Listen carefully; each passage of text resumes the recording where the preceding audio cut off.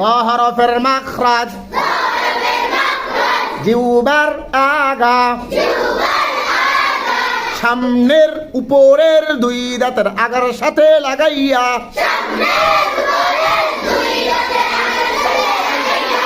Usual সা উচ্চারিত হয়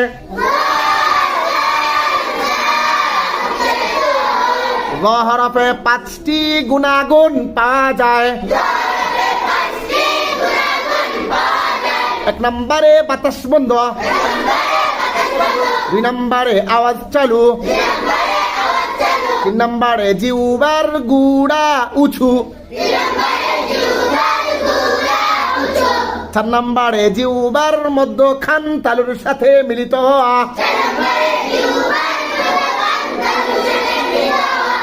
5 নম্বরে উচ্চারণে আওয়াজ মজবুত।